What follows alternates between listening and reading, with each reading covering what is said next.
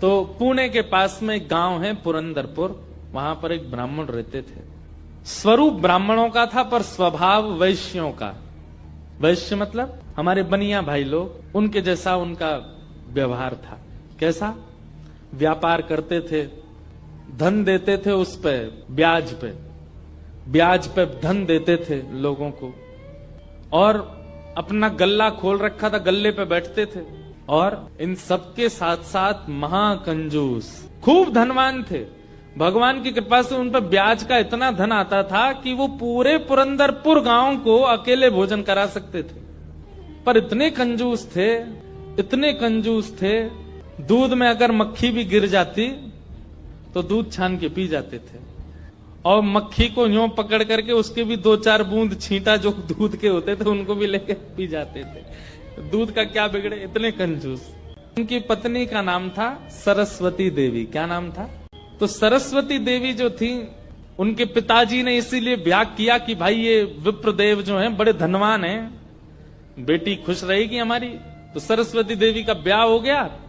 उनकी मां ने, पिता ने जितने गहने दिए, ब्याह के अगले दिन ही, देवी सुनो, सबरे गहने उतारो अपने। बोले क्यों?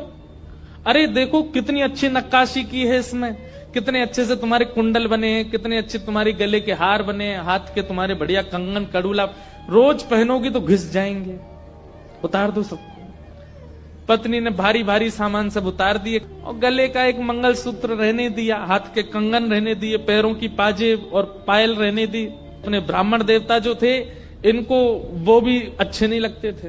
रोज अपनी पत्नी को, क्यों इनको पहन के घूमती है, उनको दे दो, अंदर तिजोरी में रख दूं मैं। पत्नी कहती है तो सौभाग्य है, ये तो पहनने दिया कीजिए। महाराज कहते कहते 6 महीना हो गए, रोज टोकते। अब तो ये स्थिति में आ गए कि पत्नी के हाथ का भोजन नहीं करते थे। वो रोटी बनाती, बोले मुझे नहीं पाना, और अपनी दुकान पर जाके वो दुकान के बालक से कहते अपने घर से बनवा ला। रात में बोली आप कैसे मानेंगे? बोले ये उतार दो जितने पहन रखे हैं। उसने कान के कुंडल भी उतार दिए, हाथ के कड़ूला भी उतार दिए, पाजेब भी उतार दी, गले का मंगलसूत्र भी उतार दिया। सब बिल्कुल कोरी हो गई बेचारी, केवल नाक की एक नथ रहने दी उसने। बोले एक तो रहने दीजिए, कम से कम इससे पता तो चले कि मैं सौभाग्यवती हूं। तो कभी कभी ठाकुर जी पूरे संसारियों पे भी ठाकुर जी रीझ जाते हैं। ठाकुर जी बोले भाई ये ब्राह्मण देवता बहुत अच्छा लग रहा हमको। बोले इतना कंजूस तो हमने कभी नहीं देखा है, बहुत भयंकर कंजूस है। ठाकुर जी का मन आ गया उस पर। अच्छा, जो पत्नी थी ना सरस्वती देवी, वो बड़ी भक्ता थी। वो तो नाम जप भी करती थी, वो दर्शन करने के लिए भी जाती थी, लेकिन ये नहीं जाते थे उसके साथ। वो अपने माता पिता के मायके जब जाती थी, मायके वाले लेके जाते थे उसको दर्शन कराने। ये तो कभी नहीं लेके जाते थे, तो कंजूस थे। खर्चा होगा, तभी खर्चा ना हो मेरा। सोचो कितनी ऊंचे लेवल के कंजूस। तभी ठाकुर जी का मन आ गया इस पे, तो इसको देखूं मैं एक बार। और हमारे श्री पंडरीनाथ भगवान, श्री विठल भगवान एक दीनहीन से ब्राह्मण का रूप धारण किया, फटी सी धोती पहनी और पुराना काला सा जनेऊ धारण किया, और महाराज ऐसे तिलक सा लगा करके बिल्कुल दीनहीन, झुर्रियां पड़ रही मुखमंडल पर, और ऐसे हाथ जोड़ते हुए इनके दुकान पर पहुंच गए। रूप रंग देख करके ही पहले तो ब्राह्मण देवता समझ गए, बोले अरे ये और आ गया, ये कुछ देना वेना तो है नहीं, मांगेगा। कहो तन पे नहीं लगता, चल दिए कलकत्ता, क्या करने आए हो? ठाकुर जी बोले बहुत गरीब ब्राह्मण हूं मैं, मेरी बेटी का ब्याह होने वाला है, अपनी पुत्री का ब्याह करना है मुझे, और मुझे ब्याह के लिए थोड़ी व्यवस्था चाहिए धन की। आप तो बहुत बड़े धनवान सेठ हैं, कृपा कर दीजिए ना, कुछ दे दीजिए मुझको, मैं अपनी बेटी का ब्याह कर दूंगा और थोड़ा ठीक हो जाएगा। या तो धन दे दीजिए, नहीं तो कुछ सामान दे दीजिए, सामग्री दे दीजिए, मैं उसी से कुछ ना कुछ तो व्यवस्था करूं। ये देखो मेरी धोती यहां से उधरी हुई है, मेरा कुर्ता यहां से फटा हुआ, कैसे तुमको दूं? मैं खुद नहीं अपने नए खरीद पा रहा, तुमको कहां से दूं भाई? ये सब तो केवल बाहर का दिखावा है, मेरे पे कोई पैसा वैसा कुछ नहीं है, दूसरों का धन ले रखा है मैंने। भैया चलते बनो, कहीं और जाओ, किसी और से मांगो, भगवान करे तुम्हारी बेटी का ब्याह बहुत अच्छा हो। बोले मुझे या तो धन दीजिए, नहीं तो मैं यहीं बैठा रहूंगा। ठाकुर जी जिद पे आ जाएं तो उनको कौन हटावे।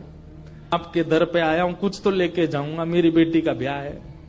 अंत में हार करके ब्राह्मण बोला, देखो मैं ऐसे नहीं देता हूं, कुछ लाओ, मेरे पास गिरवी रखो, पैसा ले जाओ, और जब पैसा हो जाए तो पैसा देके अपना सामान ले जाना, तुम पे है कुछ देने के लिए, मुझसे कुछ काम करा लीजिए दुकान में, मैं ये कर दूंगा, आपकी साफ सफाई कर दूंगा, इतना कर सकता हूं, उसके बदले कुछ दे। बोले उसकी जरूरत नहीं है, सब है नौकर चाकर मेरे पास, मैं तुम्हें बस इतना कह सकता हूं, कोई मूल्यवान सामग्री दो, पैसा ले जाओ, और जब पैसा हो जाए तो पैसा वापस दे के सामग्री ले जाना। मतलब इतना भी दान नहीं कर सकता हूं। ठाकुर जी बोले ठीक है, मैं जाता हूं, कुछ ढूंढ के लाता हूं।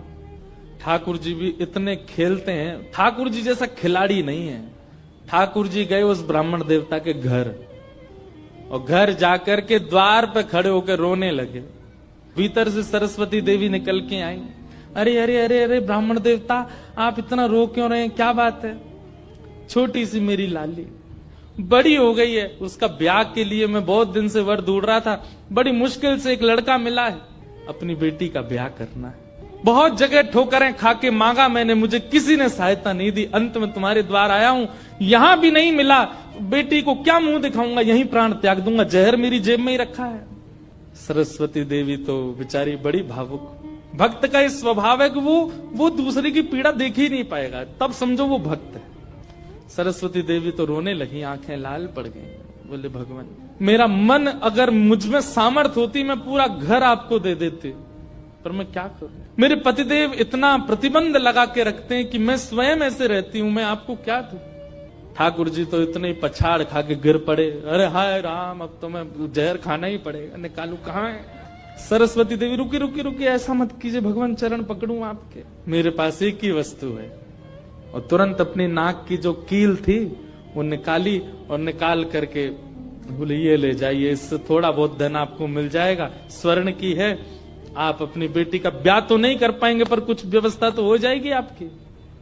ठाकुर जी ने तुरंत, जहर भी पता नहीं कहीं गिर गया था, बढ़िया तुमने दे दिया, अब मैं कुछ कर लूंगा व्यवस्था। ठाकुर जी वो कील उसकी नाक की ले ली और सीधे गए उस ब्राह्मण की दुकान पर। देखो कितने उद्यमी हैं ठाकुर जी, और उसके दुकान पर जाके सीधा ले ले, और इसके बदले अब ला पैसा दे मुझको, तू कह रहा था ना कुछ सामान दो, उसके बदले पैसा मिलेगा, ये ले सोने की कील नाक की, धर ले अपने पास, ला पैसा दे।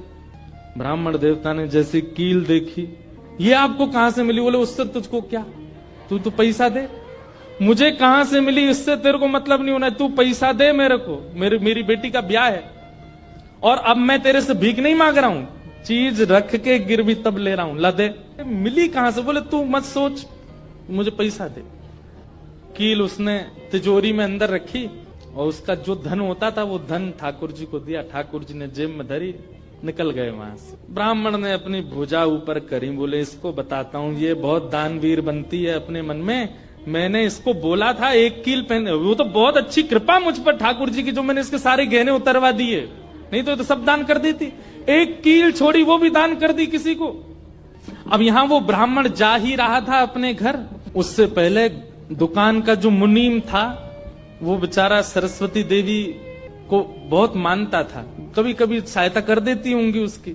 वो सेठ जी से, इनसे ब्राह्मण देवता से पहले ही दौड़ के गया और जाके बोला, मैया आज बचो आप। बोले क्यों, आपने कोई कील दी थी किसी को? बोले हाँ दी तो थी, एक ब्राह्मण के ब्याह के लिए दे दी थी। क्या हो गया? उसने जाके वो आपके पतिदेव को ही दिया और बदले में ले गया पैसा। सरस्वती देवी, हाय नाथ अब नहीं बचूंगी, वो तो बहुत डांटेंगे। बोले वो आ रहे हैं, दुकान बंद कर दी उन्होंने, वो सीधे धोती चढ़ाए ऊपर चले आ रहे हैं सीधे, आप बचो। हे पांडुरंगा, हे विठलनाथ, हे मेरे प्राणनाथ, मेरी रक्षा करो। ये कैसा नियम आपने, मैंने आज जीवन में पहली बार तो कुछ दान किया, वो भी एक ब्राह्मण बेचारा अपनी हत्या करने पर तुला था तो मैंने किया। ये कैसा आपने खेल किया ठाकुर जी, कैसे भी मेरे पति को रोको। लेकिन इतनी डरती थी अपने पति से, इतनी व्याकुल हो गई, तुरंत विष ले लिया। बोली कि मैं उनका क्रोध नहीं सह पाऊंगी, उनकी मार पिटाई डांट नहीं सह सकती, उससे अच्छा तो मैं प्राण त्याग दूं अपने। और बोले नाथ मैंने किसी और उद्देश्य से नहीं किया, केवल एक ब्राह्मण की पुत्री का ब्याह हो जाए इसलिए किया, मेरे पति मुझे छोड़ेंगे नहीं, इससे अच्छा मैं प्राण ही त्याग रही हूं। मुझे पता है शास्त्रों में प्राण आत्महत्या करना जघन्य अपराध है, पर मेरे पास और कोई उपचार नहीं है। और जैसे ही अपने मुख से लगा करके विषपान करने लगी, इतने में ही ऊपर से वो नाक की कील आकर के उसके पात्र में ही गिरी। और जैसी खन्न से आवाज हुई, नेत्र खोल करके देखा, भीतर अपने हाथ को डाल करके जैसे ही निकाला तो वही नाक की कील उसके हाथ में आ गई। और नाक की कील हाथ में आते ही इतने में ही वो ब्राह्मण का प्रवेश हुआ। पत्नी सामने खड़ी थी। कहिए कहिए, आज कुछ कहूंगा नहीं, आज तो करूंगा। तू बता, तैने किसी को दान कैसे किया बिना मुझसे पूछे? तू क्या दान किया? तेरी नाक की कील कहाँ है बता? पत्नी ने अपना हाथ आगे किया, ये रे। तेरे पास कहां से आई? बोले मेरे पास ही थी। नहीं, ये तेरे पास नहीं है, ये तो मेरे पास वहां रखी है तिजोरी में भीतर, चाबी मेरी यहां डली हुई है। तेरे पास कहां से आई? बोले मेरे पास ही है, अब बहुत दिन से पहनी हुई थी, साफ करने के लिए उतारी थी थोड़ी सी। ऐसा हो ही नहीं सकता है, मैंने इसके बदले मूल्य दिया है एक ब्राह्मण को, और ये मेरी तिजोरी में रखी है, चाबी मेरे पास है। तू रुक, अभी रुक, मैं अभी जाता हूं। और कील अपने संगी लेके गया। गए, जाकर के दुकान खोली, तिजोरी जैसी खोल करके देखा, उसमें वो कील थी नहीं, वो हाथ में थी। ब्राह्मण बोला ये कोई स्वप्न नहीं है, ये कोई अचंबा नहीं है, ये कुछ और है। नेत्र सजल हो गए, दौड़ करके घर आया। बोले मुझे सच बताओ क्या हुआ? पत्नी बोली सच बताऊं? बोले हाँ, मैंने ही ब्राह्मण को दी थी। हाँ, वो ब्राह्मण वृद्ध सा, उसके कुर्ते फटे थे, उसकी धोती उधरी सी थी। बोले हाँ, उसी को दी थी, वो मुझे दे के गया था और मैंने ये तिजोरी में रखी। तो फिर तेरे पास आई कैसे? बोले मुझे जब पता चला कि आप क्रोध करके आएंगे और मेरे को बहुत सुनाएंगे, डांटेंगे, मारेंगे, तो मैंने सोचा कि मैं इससे अच्छा तो अपने प्राण त्याग दूं। और मैं पांडुरंग के सामने रोते हुए विष लेकर के हाथ में पीने को हुई, इतने में ही आपका घुसना हुआ और ऊपर ना जाने कहां से वो नाक की कील आकर के इसमें गिर पड़ी। ये किसी और ने नहीं, और वो ब्राह्मण कोई और नहीं, साक्षात पांडुरंग ही थे। वही आए थे, वही ये सारी लीला करके गए हैं। मैंने जीवन भर भजन किया, जीवन भर विचार किया, दान करूं, पुण्य करूं, सत्कर्म करूं, यज्ञ करूं, पर आपने मुझे कभी अनुमति नहीं दी। अरे दुनिया के लोग कमाते हैं और दान करते हैं, पर हम कितने भाग्यशाली हैं कि स्वयं पांडुरंगा आए और आकर के हमारे कमाए गए धन को स्वयं लेकर के दान करवा के गए। ब्राह्मण बन के स्वयं अपने हाथ में लेकर के गए। ये आप पर और मुझ पर कृपा है। उसी समय ब्राह्मण ने मन में सोचा, मैंने जीवन में एक कार्य भी अच्छा नहीं किया, मैंने जीवन में एक कृत्य भी ऐसा नहीं किया जिससे ठाकुर जी मुझसे प्रसन्न हो। लेकिन मैं इतना अधम, इतना पापी, इतना दुष्ट, इतना अयोग्य, फिर भी मुझे ठाकुर जी ने इस योग्य समझा। और योग्य क्या समझा? मेरी दुकान पर आकर के ठाकुर जी याचना कर रहे थे कि मैं कुछ दे दूं। मैं कितना बड़ा दुर्भाग्यशाली कि ठाकुर जी मेरे द्वार पर आए और मैंने कुछ नहीं दिया उनको, उनसे हट किया, उनसे कहा कि कुछ लेके आओ तभी तुमको दूंगा। मेरी वजह से ठाकुर जी को श्रम सहना पड़ा। कितने कृपालु हैं बंधुओं ठाकुर जी, आपके अवगुण नहीं देखते कि मानव में और परमात्मा में अंतर क्या है। मानव वो जो सब अत्यंत गुणवान में भी अवगुण देखता है, और ठाकुर जी कौन? जो अत्यंत अवगुणी में भी एक गुण देख लेते हैं, इसमें ये गुण है। कितने कृपालु हैं बंधुओं ठाकुर जी, आपके अवगुण नहीं देखते। उसी समय उस ब्राह्मण देवता ने विचार किया कि अब किसके लिए जीना? दुकान को बेच दिया, घर को बेच दिया, और पत्नी के साथ आ गए श्री पंढरपुर।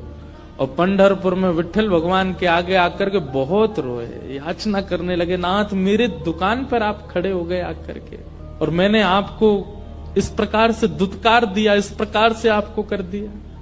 बहुत रोए।